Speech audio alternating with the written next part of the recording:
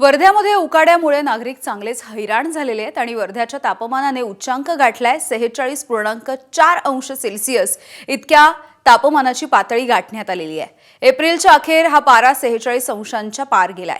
गेल्या 7 वर्षांमध्ये झालेली झाडांची कत्तल आणि वाढतं सिमेंटीकरण या बाबी या तापमान वाढीला कारणीभूत ठरत असल्याची नागरिकांमध्ये चर्चा आहे। सततच्या वाढत्या तापमानाने नागरिक हैराण झालेत।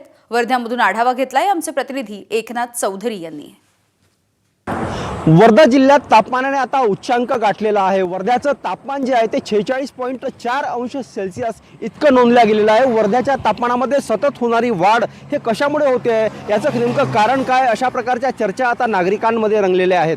विशेषतः विदर्भाचा जर विचार केला तर विदर्भात अमरावती, चंद्रपूर, अकोला हे जिल्हे बऱ्याचदा तापत आलेले आहेत। त्यांचा पारा हा मोठ्या प्रमाणात राहिला, वाढत राहिला। पण आता अलीकडे मात्र वर्धा जिल्ह्याचं तापमान हे सतत वाढताना दिसतं। वर्धा जिल्ह्यामध्ये गेल्या काही दिवस 45 अंश सेल्सिअस तापमान सतत राहिलं। आता तर उच्चांक गाठत हेच तापमान 46.4 अंश सेल्सिअस इतकं झालेलं आहे। मे, जून हे जे तापणारे महिने आहेत, या तापणाऱ्या महिन्यांमध्ये सुद्धा अशीच परिस्थिती राहील का असा प्रश्न आता नागरिकांकडून उपस्थित केला जातोय।